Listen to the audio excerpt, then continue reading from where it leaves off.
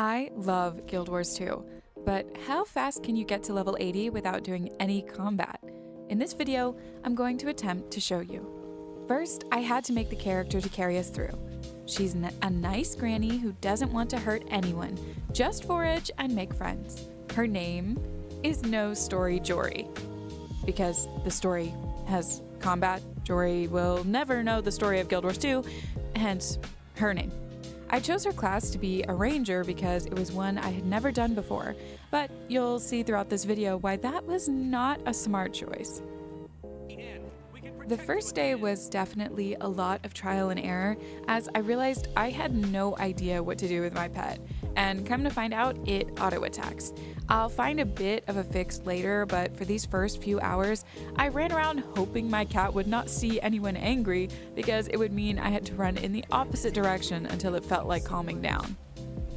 The human intro story is actually a really good one to start out with if you don't want to do any combat, because you can get through the majority of it without fighting anybody.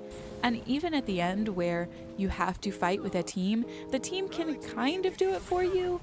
And thankfully for me, another real-life player joined in and was able to do the end of the story without me having to hit anybody. In all honesty, my first day was just spent running around trying to figure out how exactly I was going to get any XP. I tried to do some heart areas, but a lot of them ended up with combat and I would have to run away, and the things that didn't involve combat, there were only so many and I would have to wait for them to sort of reset.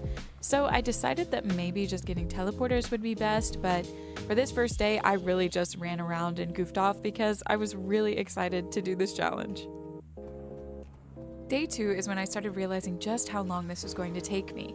I decided to go into the main human town and get every single interest point, vista, and teleport in the area. It took me forever, and I got very little to show for it.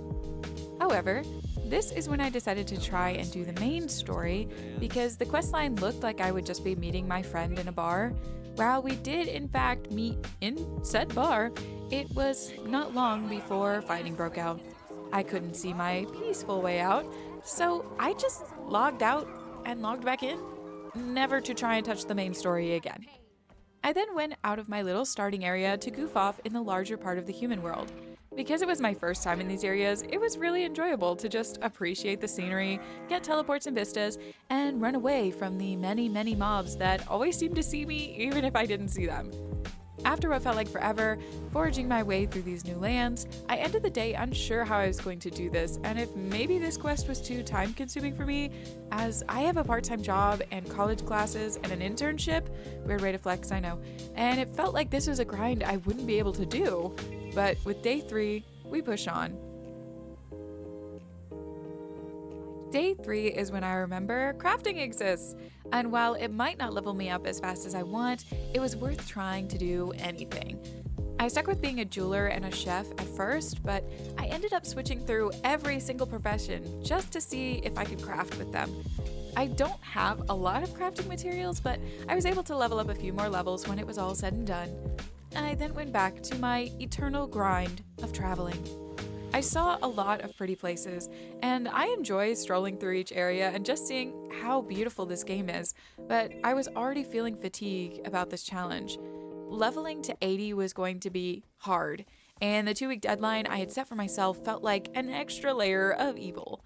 As I traveled further and further, even ending up in the Sylvari world for a moment before turning right back around, I decided that for this video, I would just try to make it to level 40. It's halfway, and I wouldn't be killing myself, and if this video turns out okay, I could try again to make it to the mythical level 80. If you don't think that that's a very good idea, well, I'm sorry, but if you want to make a video where you get right to level 80 in 2 weeks, you go for it, and I'll watch it. Through my travels, I ended up helping a village who had been poisoned by fish, which felt very rewarding, and I even helped a town tear down the traps that had been put up by the centaurs. I will say, I did have my cat do some damage to the gear in the area so I could finish the heart, but there were no enemies, so I do not consider this really doing any damage. After finding every single teleport spot in the next area, I decided to head back and try my hand at some more hearts, because the one I ended up skirting my way through gave me more XP than anything else I had done all day. I shook some bushes, squashed some spider eggs, no full-grown spiders were hurt, and opened some fishing cages before ending my day at a vista point, hopeful that somehow I would be able to do this and really level up without combat. Day 4 was spent realizing that the best way to get experience is just to travel through the different worlds, getting teleport spots and points of interest. I did some gathering along the way, traveled through the Asura and Sylvari worlds, and then spent my time trying to do more crafting, although I was not able to do much of that at all. I even spoke in the world chat, big step for me, and asked what others thought I should do to turn XP, but I guess I was online at the wrong time of day because no one responded to me. I leveled up 2 more times, and although I'm definitely tired of this, perhaps more exploration into new areas will make me feel better tomorrow. Day 5, I've got my tea, my water, and I'm ready to sit down and get to level 40. Do I think I'll get there today? Probably not, but I am going to play as much as I can today. Each day I play for about an hour, and you might say, Lindsay, that's not enough time each day to get anywhere, but that is how long I normally play games for at a time, and that's what my schedule allows, and I'm assuming some of you can relate to only having a certain amount of time to play games. But for day 5, I have a bit more time, so let's see where I can get. I started out by finishing up getting all of the teleport spots in the Sylvari and Asura starter lands. I'm including the 15 to 25 level areas as well. And then I traveled to the Norn starter, which gave me a nostalgia for starting this game, which really was not that long ago in the grand scheme of things. I then spent way too long trying to 100% in Holbrook, which I did complete, leaving me at level 21, halfway to my goal. I continued getting teleports in the Norn locations, and they gave me a pretty good amount of XP, but I switched areas because the biggest part of doing this challenge is not getting bored.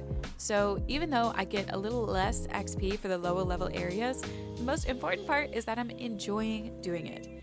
After a bit more traveling, I stopped again to do some crafting, which is really not helping me at all. Because I'm not doing any combat, I'm not really getting any materials. I did look into how to get crafting materials the best way, and pretty much other than doing it the old-fashioned way, the trading post is my friend. So I did a bit more traveling and made my way to Lion's Arch, where I did a bit of buying and crafting, but even after all that, it felt like I was using up all my money for not a lot in return, so I ended the day getting more teleports and making it to level 25, only 15 away from my current goal. Day 6 started with an adventure into level 35 to 40 lands, and it honestly did not go as bad as I thought it would. I only died twice. I did my usual running and dodging enemies, and it was nice to see a new area, but I was still feeling the burnout of having very little I can do. So I decided to go check out the Lunar New Year event. I've already played it in a previous video on a different character, so I knew the games for this year had very little combat, and I should be able to complete them pretty easily.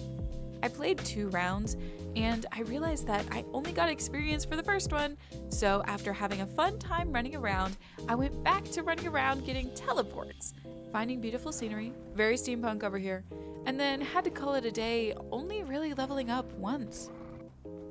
For day 7, I unfortunately forgot to record the beginning, but I traveled around doing what I always do and made it to level 30. By the time I saw I wasn't recording, there were only 10 more levels to go. So as I get the last 10 levels, I will give my final thoughts on trying to get to level 80 without any combat. If you have nothing else to do in Guild Wars 2, you're bored, or have endless free time, you should do this.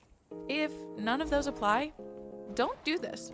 It is definitely complicated, especially if you haven't stocked up on crafting materials. Doing it the old-fashioned way and running around the map can be fun, in that you need to figure out how to get the points of interest without dying to things way over your level, and looking at the beautiful scenery and visiting worlds maybe you haven't been to before, but it takes a lot longer to get anywhere, and you're basically out of all the story content. However, seeing the map and how beautiful each respective area is, seeing people in the world, and knowing I have time to stop and see what they're doing, it all felt really fun, and it makes me appreciate Guild Wars 2 in a whole new way. Don't get me wrong, as much as I complained about doing this challenge, it was fun in its own way. It's just that for me, I prefer playing Guild Wars 2 the way that it's intended, with combat. I enjoy killing the evil creatures. So for me, that's the way I want to play this game. But if you think this would be really fun to do, go for it. I'm not stopping you. Anyways, how long does it take to get to level 80? I don't know. But level 40 took me about 7 days spread over 2 weeks and about 15 hours total to do. If you'd like to see me get to level 80, let me know. Please don't do this. Don't let me know. It's so hard and I have no free time. But I will if you really want me to. And go play Guild Wars 2 for yourself and see just how awesome playing this the way it's intended to is. And it's free. Okay, thanks for watching. I hope you enjoyed. And I think I'll see you next time. Bye!